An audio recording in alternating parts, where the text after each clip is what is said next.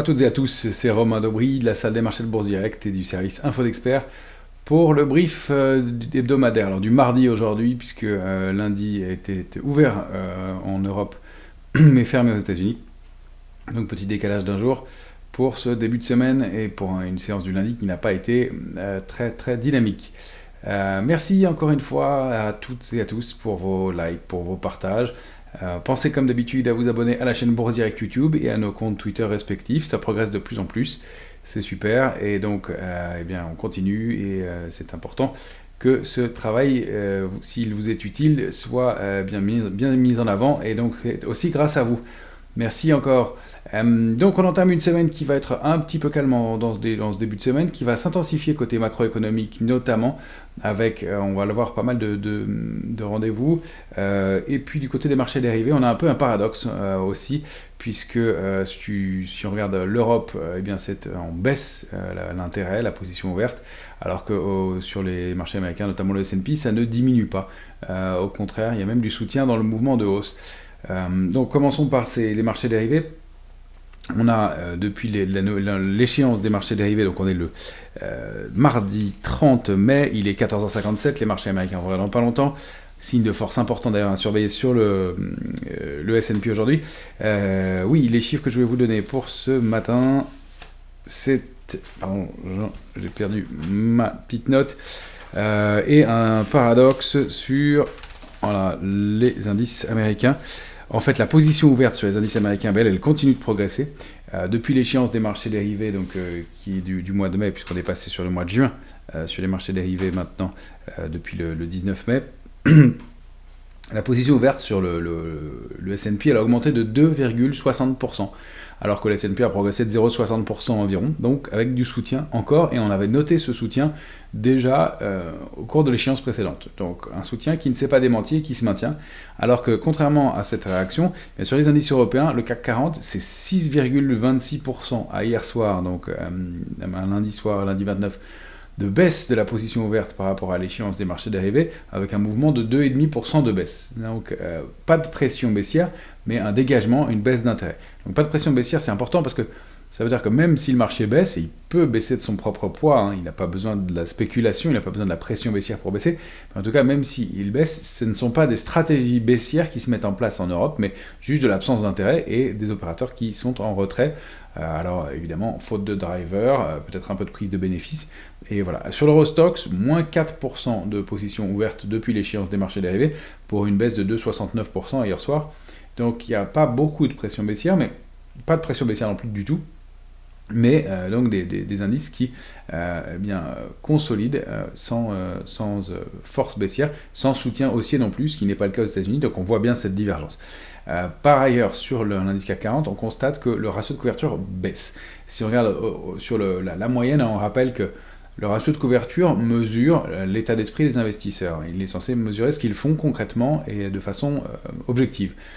On va mesurer par ça le nombre d'options d'achat sur le nombre d'options de vente. Alors moi je prends les options qui sont proches de la monnaie, pas celles qui sont trop loin. Celles qui sont trop loin, ce sont des stratégies, ce ne sont pas des protections. Or on considère que le nombre d'options d'achat sur le nombre d'options de vente donne un ratio, en divisant l'un par l'autre, que ce ratio, tant qu'il est entre 0,80 et 1,20, on considère que c'est assez équilibré. C'est-à-dire qu'il y a autant d'options d'achat que d'options de vente, tout simplement. Là, on est à un peu plus de 0,80.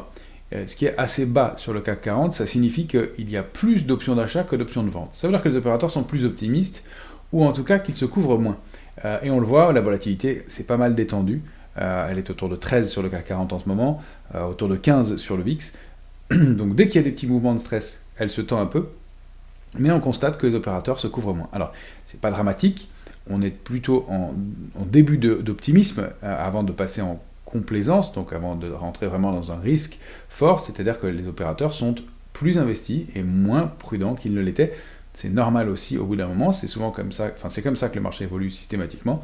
Au début, tout le monde est hyper couvert, pessimisme maximal, c'est ce qu'on avait au mois d'octobre, septembre-octobre dernier, et puis à force de voir le marché monter, eh bien, les opérateurs s'investissent plus, deviennent de plus en plus optimistes, et c'est là où le risque monte. Donc le risque est un petit peu plus important sur le CAC 40, c'est pas le cas sur l'Eurostoxx, pas vraiment, peu, et ça n'est pas le cas non plus sur les indices américains de la même façon. Donc on n'a pas de complaisance, on rentre en optimisme, C'est assez normal, on va le voir sur le VIX. Du côté des positions ouvertes, voilà ce que je voulais vous indiquer pour cette semaine. Alors, du côté des rendez-vous, on a cet après-midi à 16h, donc dans une heure, aujourd'hui le mardi 30 mai, la conférence du consommateur du Conference Board. À surveiller évidemment, mais demain, ça va être les PMI, les indices des directeurs d'achat en Chine. Ça, c'est un indicateur qui est considéré comme avancé sur l'économie, sur la santé de l'économie, donc évidemment à surveiller. C'est jeudi que ça va s'intensifier vraiment du côté des publications, parce qu'on aura jeudi l'indice des prix à la consommation en Europe, donc ça c'est un chiffre important de l'inflation, et puis les minutes, le compte-rendu de la dernière réunion de la BCE. Je ne suis pas sûr que ce soit fondamental, mais peut-être qu'on y détectera des signaux plus précis quant à l'évolution de la politique monétaire de la Banque Centrale Européenne. C'est à surveiller, c'est pas un rendez-vous majeur. En revanche, lundi ayant été férié aux États-Unis, on aura les chiffres mensuels de l'emploi, l'enquête ADP, l'enquête privée, les chiffres mensuels de l'emploi aux États-Unis, donc ce sera jeudi au lieu de mercredi habituellement. Et puis les PMI, l'indice des directeurs d'achat aux États-Unis aussi, donc important. Et vendredi, ce sera le point d'orgue de la semaine avec les chiffres mensuels de l'emploi aux États-Unis, les fameux NFP, Non-Farm Payrolls. Et donc ça va être le chiffre le plus important, même s'il y a déjà quelques publications importantes à surveiller d'ici là. Donc pour l'instant, un peu de divergence entre la plupart des indices, ça tient quand même pas mal. Nous, on sous-performe en Europe, ça ne veut pas dire pour autant qu'on baisse, on est moins fort qu'on ne l'était. Ceci dit, le parcours des indices européens a été assez important depuis le début de l'année, donc pas incroyable que les indices américains rattrapent. Et puis surtout, on va aller le voir, notre indice S&P 500 est en passe de combler le fameux gap qu'on avait laissé ouvert. Et je vous le mets tout de suite à l'écran, le fameux gap qu'on avait laissé ouvert, on en a parlé je ne sais pas combien de fois ensemble, le 22 août dernier, gap hebdomadaire, donc laissé ouvert sur le S&P, puisque le futur S&P se situe autour de 4224 pour l'instant, donc on serait en train d'ouvrir au-dessus de ce gap.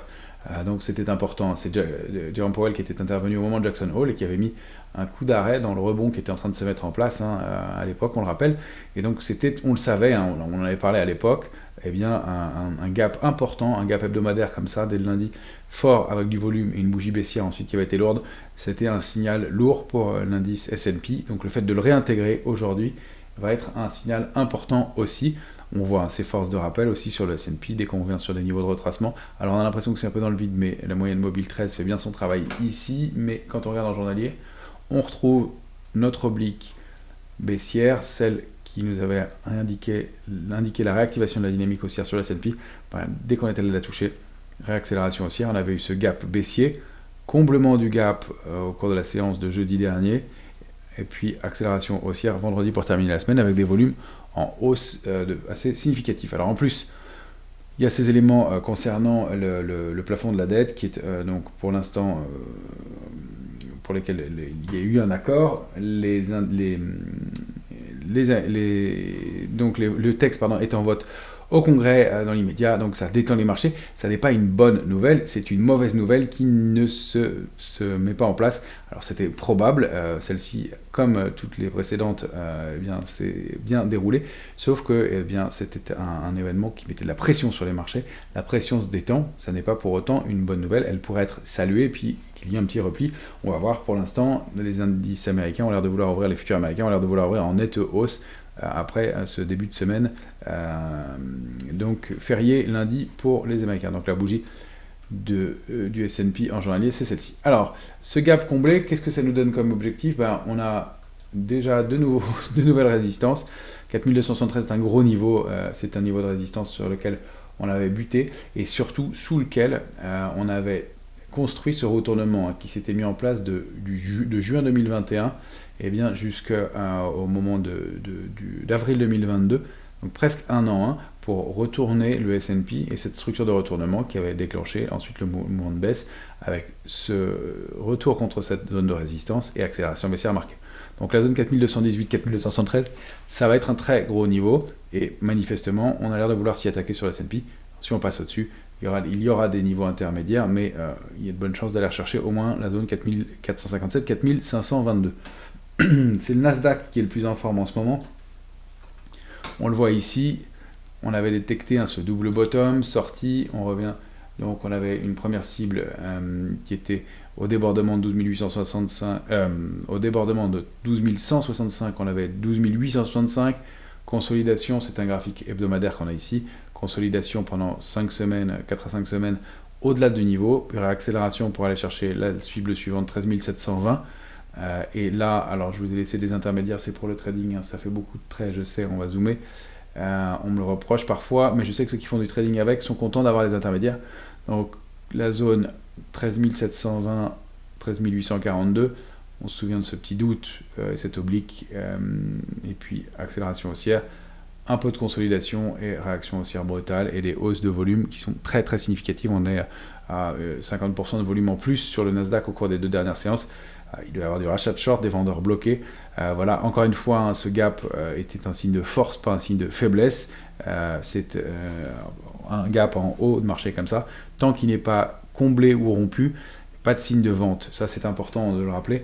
La vente sur les marchés, on la met en place quand on a la rupture d'un niveau technique important, ou une pression baissière, ou des volumes à la baisse, ou une figure de retournement. Là, on n'avait rien de tout ça. Un gap comme ça, c'est un signe de force dans le marché. C'est un signe que les opérateurs sont agressifs, qu'il y a des contre-pieds, et donc ça s'est traduit par une nouvelle accélération baissière. Et donc notre cible légitime, la prochaine résistance majeure, c'est 14 715 points. On s'attaque déjà à 14 440, puisque le futur Nasdaq, à l'heure qu'il est à 14 488, donc déjà par ici.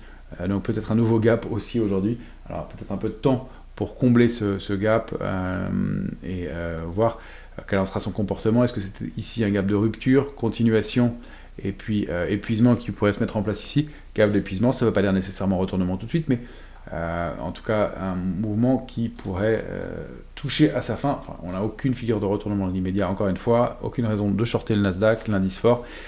Du moment, il évolue au-delà de cette ligne de tendance haussière. Celle-ci, on peut la garder historiquement en cas de retracement. Le marché s'en souviendra parce qu'elle a quand même été bien travaillée, qu'elle a créé un joli contre-pied, mais pas de figure de faiblesse, encore une fois, sur le Nasdaq à l'heure qu'il est. Pour ce qui est de la volatilité, elle évolue à 17,06 à l'instant. Alors on repasse en zone d'optimisme, hein. La zone de vigilance et la médiane de la zone de vigilance a bien servi de résistance. On est repassé sous la zone 17,95, 18,36. On baisse encore une fois, la volatilité se détend, et évidemment sur fond de hausse des indices, sur fond de débordement de niveau majeur. Là, en étant journalier, je vais dézoomer en hebdomadaire. Pour rentrer en complaisance, on n'y est pas encore. Alors, il arrive que l'indice et que les mouvements de baisse se remettent en place, comme ça avait été le cas en 2021, juste dans la zone d'optimisme, mais la zone de complaisance, elle est plus basse. Si on veut arriver dans un marché classique de 2019, et pendant tout 2019, on avait jusqu'à 2020, on était resté dans cette zone de complaisance avant d'avoir une accélération baissière marquée au moment du Covid. Donc, on est au début de l'optimisme. Ça ne veut pas dire panique, ça veut dire qu'on est un peu plus vigilant, ça veut dire qu'il peut y avoir des pics de marché un peu plus brutaux. Pour l'instant, encore une fois, tout est orienté à la hausse. On remarque que cette oblique, je la laisse, elle fonctionne, l'indice a rebondi dessus encore plusieurs fois. Donc le passage en force des acheteurs pourrait déclencher un retour en complaisance. Et donc sous cette oblique, sous le 15,40, pour l'instant, on n'y est pas. Encore une fois, si on rezoome en journalier, on est ici en haut de la zone d'optimisme. On a encore de la place pour que le stress se détende et la volatilité diminue pour le moment. Alors, du côté des indices européens, on va aller voir notre Eurostoxx. On va voir que c'est plus poussif en Europe pour l'instant. Encore une fois, on avait un très beau parcours les mois précédents. J'ai réajusté quelques niveaux. Alors, graphiquement, les supports et résistances restent les mêmes. On n'a pas bougé depuis plusieurs jours, voire plusieurs semaines maintenant. On est en hebdomadaire. Figure de consolidation. On forme pas de nouveau plus bas, pas de nouveau plus haut. Les niveaux de support sont bien préservés. La zone 4257, 4280 sert à chaque fois de support. On avait cette oblique débordée qui a permis de créer une réaction haussière. Là, on est calé 4327, donc juste au-dessus du support majeur maintenant. 4327, on oscille autour, j'ai pas changé sa couleur encore. Si on regarde en journalier, on avait donc cette structure de consolidation. Non, j'ai pas changé de ligne, c'est bon. De consolidation dans une forme de biseau, et puis sortie par le haut, réintégration de la figure. Pour l'instant, on a notre oblique ici, qu'on avait testé une fois, deux fois, trois fois, qu'on a enfoncé. Le marché a l'air de la préserver pour l'instant, donc je la garde, même si on est repassé en dessous. En tout cas, les horizontales fonctionnent bien, 4325 est pour l'instant préservé.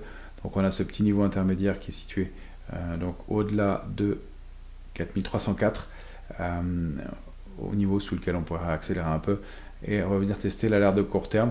Pour l'instant, c'est assez indécis. On n'arrive pas à sortir, à décider de quel côté du range on passe. On est sur l'Eurostoxx journalier. Et si on retourne chercher la borne basse du range, celui-là, elle n'est pas très utile. Voilà. Tant qu'on préserve le niveau de 4179, on reviendrait tester à ce moment-là l'alerte de moyen terme. Pas de raison dans l'immédiat. On pourrait même bénéficier de l'effet d'aspiration des indices américains s'ils veulent confirmer les signaux de force qu'on a détectés depuis quelques heures. Du côté du CAC 40 futur, on va se positionner sur le graphique en 14 heures. On n'a pas changé fondamentalement les niveaux non plus, puisque on est toujours dans la même configuration de latéralisation depuis quelques temps. C'est ce qu'on pensait, hein. L'indice avait l'air de vouloir patiner un peu. Eh bien, c'est le cas ici. On a buté, alors je vous ai laissé beaucoup de niveaux ce coup-ci. On va en enlever quelques-uns, pardon. Cette zone 372, 484, ça c'est un niveau important, ça réactivera la dynamique haussière, c'est pour ça que je l'avais laissé. Voilà, on est donc dans un trading range. Si on veut prendre le trading range court sur le CAC 40, c'est 7192, 7232. On a essayé encore une fois ce matin de repasser au-dessus de 287 sans succès. Donc on est toujours sous le niveau d'alerte de court terme. On n'est pas encore allé chercher le niveau d'alerte de moyen terme situé entre 6994 et 7074. Le niveau à défendre, c'est 7232. Vraiment, maintenant on voit qu'il y a des forces de rappel au-delà de 252. Et donc, si on arrive à se réinstaller au-dessus de 287, la cible, ce premier niveau 7309 est important. La cible, c'est 7372, 7384. Puis après, il y a les niveaux qu'on a connus depuis plusieurs jours, sous lesquels on avait accéléré à la baisse. Pour l'instant, pas vraiment de raison, et les éléments techniques, et notamment la lecture de marché des options, indiquent que les opérateurs n'ont pas l'air d'envisager le débordement de 7005, 7006 sur le CAC 40. Donc on retourne voir les tops, pourquoi pas, qu'on aille former de nouveaux plus hauts, franchement, tout de suite, au cours de cette échéance du mois de juin. Ça n'a pas l'air d'être envisagé par les opérateurs tout de suite. Il faut rappeler que d'ici une quinzaine de jours, on aura la séquence des banques centrales, ce sera mi-juin, 14 et 15 juin, la Fed et la BCE. Avant ça, pas beaucoup de drivers pour faire bouger les marchés. Donc, et peut-être même des surprises à attendre du côté de la Fed. Donc, à surveiller, et des indices qui vont peut-être être un peu plus prudents une fois qu'ils seront allés chercher, en tout cas sur les marchés américains, leur cible. Mais donc, pour l'instant, on est dans une zone de consolidation latérale, toujours avec des niveaux et des écarts intraday à faire. Il y a un sens prioritaire qui reste acheteur, parce qu'on n'a pas de signaux de faiblesse, mais on peut se permettre des ventes, c'est ce qu'on fait nous parfois, pour essayer de faire un peu d'extraction de cash dans un marché qui reste sans vraie tendance forte, même si encore une fois on voit les forces de rappel au-delà de 192. À chaque fois on a eu ces mèches qui ont indiqué que les acheteurs étaient bien présents dès qu'on venait taper ces niveaux-là. Donc pas de signaux de faiblesse à court terme sur l'indice CAC 40. Graphiquement, je voulais vous montrer deux indices, alors sur lesquels nous on est sorti, on a pris notre bénéfice. C'est le ROAI. ROAI, c'est Robotics Intelligence Artificielle, un tracker. Il n'y a pas vraiment de logique sectorielle en ce moment, mais il est vrai que ces paniers-là fonctionnent bien. Et Robotics Intelligence Artificielle, donc ce panier de valeur ici, alors c'est un graphique simplifié, j'ai pas mis beaucoup d'éléments dessus. Voilà, on avait donc cette oblique haussière rompue, ça c'était en 2021, et là on va zoomer en journalier. On avait donc cette structure de retournement haussière et puis accélération. On est allé chercher la première cible et le niveau technique cible fourni par la taille de la structure ici. Ça a mis du temps, ça a oscillé, mais l'indice est parvenu à aller le chercher, donc on a pris notre bénéfice sur ce niveau-là. Reste que sur le moyen et long terme, et même si on veut dézoomer en mensuel, on voit la bougie de la semaine qui passe un niveau majeur, la bougie mensuelle pardon, qui passe un niveau majeur. On est le 30 mai, donc il y a des chances que ce soit bien entériné, et qui retourne au-delà de niveaux techniques très importants. Donc réactivation de la tendance, et de la dynamique après une latéralisation qui datait depuis un an, mai 2022. Donc un an de consolidation latérale et puis cette ce rounding bottom qui a l'air d'indiquer que ça repart franchement sur l'intelligence artificielle, thème dont tout le monde parle en ce moment. Donc un bon panier de valeurs intéressant, on a atteint notre objectif. Un sur lequel on ne l'a pas atteint et duquel on sort avec une petite perte, ça arrive évidemment. On préfère sortir que d'insister. C'est le CRB, on en a parlé ensemble souvent. Moi j'y voyais un biseau. La sortie, on est allé buter contre l'ancien canal et puis là ça continue à consolider, à glisser doucement. Alors il n'y a pas d'alerte majeure, mais on préfère sortir d'un actif qui ne nous sert pas. On pensait que c'était un bon hedge, une bonne protection contre l'inflation. Ça n'est pas le cas, donc le CRB qui consolide. Le CRB, on rappelle que c'est un panier de matières premières composé notamment de pétrolières et gazières et puis de métaux précieux, mais en grosse partie d'énergie. Donc un bon hedge contre l'inflation, mais c'est pas le cas pour l'instant. L'inflation diminue. En tout cas, si l'inflation ne diminue pas, le prix des matières premières, lui, oui. Autre valeur que je voulais vous montrer, c'est le dollar. On avait initié ensemble un short, je parle pour nos abonnés d'Info d'Expert, un short sur l'euro-dollar. Alors, l'euro-dollar est ici, l'euro contre le dollar. On avait indiqué les niveaux de retracement probable.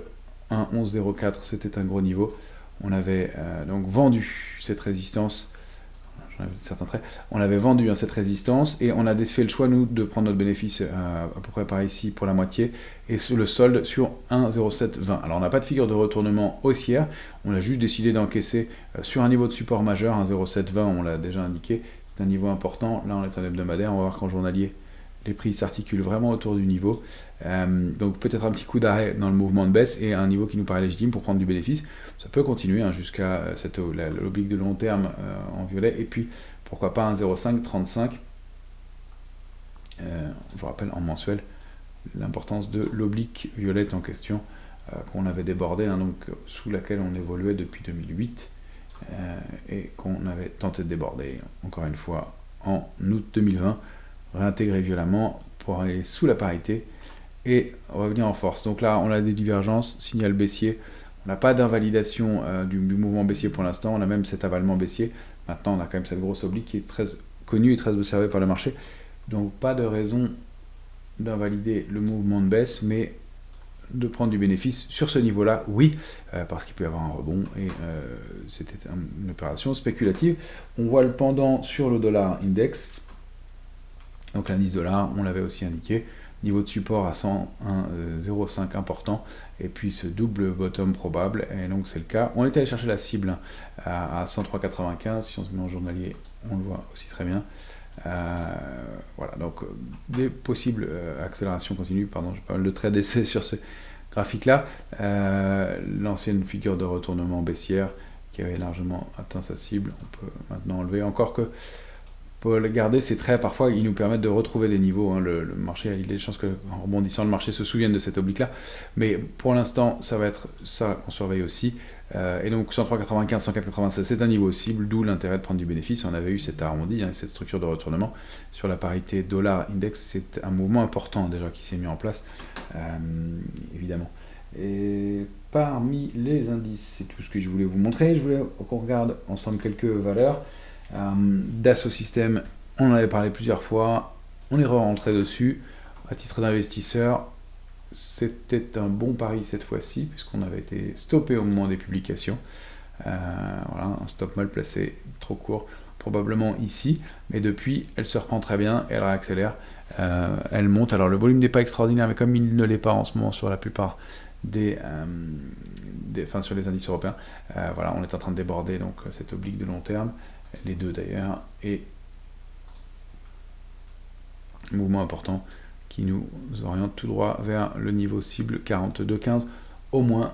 Donc ça fait partie des valeurs qui, même si elles avaient été considérées un peu chères, 42,04, 42,15, même si elles avaient été considérées un peu chères au moment de leur publication, bien sont payées, et le trading range du bas dupliqué par le haut, donc 33,09, 37,50 dupliqué par le haut, ça nous renvoie un petit peu en dessous de 42,04, manifestement 41,93. Voilà pour Dassault. Et puis, vous montrer qu'il y a toujours de l'activité sur des small et mid caps. Alors évidemment, c'est plus dangereux, les publications ont été douloureuses, hein. On avait Nacon, on était rentré sur Nacon, heureusement qu'on avait pris la moitié de notre bénéfice et puis qu'on avait mis un stop de gain sur le titre, donc ça nous a permis d'avoir une opération gagnante, mais c'est vrai qu'elle a bien plongé au moment de ses publications. On a Guillemot. Guillemot, c'est le petit dossier, et c'est une valeur qui semble être en recovery. Si on la regarde en hebdomadaire, donc un titre qui a beaucoup baissé, qui consolide depuis plusieurs semaines maintenant, et qui alors forme peut-être une ou deux figures de retournement haussière. La première, ça pourrait être une vague de Wolf, hein, accélération baissière, vague 1, vague 2 de rebond, vague 3, nouvelle baisse plus basse, vague 4, rebond qui arrive bien entre la 2 et la 3, et puis vague 5, on touche encore une fois cette oblique formée par la 1, la 2, la 1, la 3, et donc on forme la 5.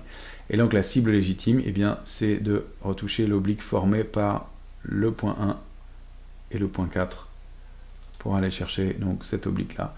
Donc la cible se situe bien en fonction du moment autour de 8, 8,16, 8,16 pour la semaine, peut-être un peu plus pour les jours ou semaines à venir. Alors on a aussi, je vous disais, peut-être deux figures en même temps de retournement, plus tirées par les cheveux, mais peut-être plus petites aussi. Une figure, je vais supprimer la vague de Wolf, je ne voulais pas laisser les deux en même temps. Voilà, une figure de retournement.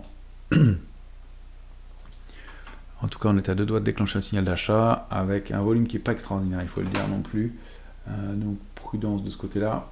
Pour monter, les marchés ont plutôt besoin de volume. Donc une structure de retournement qui pourrait être une structure d'épaule, tête, épaule inversée. Vous la voyez peut-être mieux maintenant, épaule, tête, et on serait en train de former la deuxième épaule. Alors elles ne sont pas toujours très belles les figures en ce moment, reste qu'elles fonctionnent quand même très bien. Et comme je l'expliquais, mais c'est Nacon qui a été un très bon exemple d'épaule tête épaule inversée, qui a fait exactement sa cible, et pourtant la figure n'était pas parfaite, mais elle a été chercher la cible parfaitement. Donc là, le niveau technique, en plus c'est un niveau de résistance, ça renvoie à 7,88 sur Guillemot. Donc un petit biais spéculatif, attention, un titre qui n'est pas très liquide hein, non plus, c'est une petite valeur, mais des mouvements spéculatifs qui peuvent être intéressants. On est rentré aussi à un titre spéculatif sur Valeo, on est rentré sur Forestia, titre investisseur Valeo plus de façon spéculative. Alors Valeo, j'ai peut-être pas mal de traits qui se superposent, pardon. Voilà, on avait cette structure, alors je vais dézoomer, ce sera plus propre, j'espère. Voilà. Valeo, elle a rebondi plusieurs fois au niveau de 14,30. Elle est peut-être au sein d'un triangle, alors on peut l'ajuster en fonction de l'horizon de temps, voilà. Peut-être ici, pas parfait mon triangle. Voilà, on l'avait évoqué ensemble la dernière fois. Voilà, une valeur qui rebondit au-delà de cette oblique haussière, et donc un mouvement de hausse potentiel intéressant sur des titres qui sont très en retard, qui, bien voilà, en mensuel, la vue mensuelle, elle sera plus lisible. C'était ça mon oblique, pour ça qu'elle semblait mal tracée. C'est un mouvement de long terme. Ça, c'est plus à titre d'investisseur, mais on voit une réaction intéressante sur le titre au-delà de ce support intermédiaire, donc à 16,35, un titre qui paye bien manifestement pour la bougie du mois de mai, avec des volumes qui se sont étoffés, un signal d'achat qui est en train de se mettre en place. Donc le débordement de ce niveau à 20,85 permettra l'accélération à 23,30. 23,30, on sortirait de la congestion dans laquelle on est depuis quelques temps maintenant, pour accélérer à la hausse. On peut aussi voir une figure en épaule, tête, épaule inversée pour réaccélérer. La prochaine grosse cible à la 23,30, c'est 33,05, c'est un titre qui a pas mal consolidé. Les équipementiers automobiles bénéficieront de la transition énergétique et de la réactivation de l'activité sur l'automobile, que ce soit thermique ou électrique. Elles sont indispensables dans les deux domaines, et elles ont acquis beaucoup d'éléments importants dans les deux domaines, et donc dans la technologie pour cette transformation énergétique. Donc il y a peut-être des choses à voir de ce côté-là, ça nous semble être des secteurs intéressants. Voilà donc une valeur qu'on a choisie et que je voulais vous montrer graphiquement. Et puis une dernière, ça c'est assez spéculatif aussi, c'est Carbios. C'est une biotech. C'est une biotech qui a un processus très intéressant pour travailler. Alors en détail, je ne connais pas je ne voudrais pas vous dire de bêtises en détail, mais sur les plastiques. Et donc, c'est une très belle société qui avait consolidé pendant longtemps et pendant toute la période de Covid, qui s'est reprise en octobre dernier très nettement et qui a fait un retracement important et qui a l'air de vouloir activer sa dynamique haussière. Je n'avais pas tracé, je le vois à l'instant, le niveau de Fibonacci de la dernière séquence haussière, mais je pense qu'on va y trouver des choses intéressantes. Toujours intéressant d'aller voir, on va placer les extensions. Voilà. Et ben voilà, pile entre 50 et 38,20 de retracement de Fibonacci, comme souvent. Et donc, ce niveau important de 28,90 qui a été préservé, elle réagit dessus et donc elle pourrait réactiver sa dynamique haussière. C'est un process très intéressant dans les polymères. Donc nous on a décidé de rentrer dessus sur cette structure de retournement possible, même s'il y a un peu des rejets. Le volume est intéressant. Encore une fois, ce sont des petites capitalisations, attention, et des sociétés avec des risques de volatilité plus marqués, mais la première cible est donc est située aux alentours de 38,75. Même si en journalier on a peut-être été un peu plus vigilant, on surveillera le niveau intermédiaire qui est positionné à 35. Voilà quelques éléments graphiques et techniques que je voulais vous donner pour cette semaine. Donc pas mal de rendez-vous macro, pas beaucoup de drivers en Europe, du soutien aux États-Unis, des records probablement à battre. Nvidia qui va ouvrir et qui va atteindre le club des 1000 milliards de dollars de capitalisation aujourd'hui. Le marché, il est 15h27, les marchés américains vont ouvrir maintenant. Vous allez pouvoir voir aussi probablement le S&P 500 ouvrir au-delà de son gap baissier qui date d'août dernier, le gap hebdomadaire. Donc voilà, des indices américains qui sont en forme à surveiller avec des rendez-vous importants cette fin de semaine. Excellente fin de semaine à tous et à toutes, et puis on se retrouve tous les jours pour différents rendez-vous médias et puis le point de jeudi soir bien sûr, comme toutes les semaines. Merci à toutes et à tous.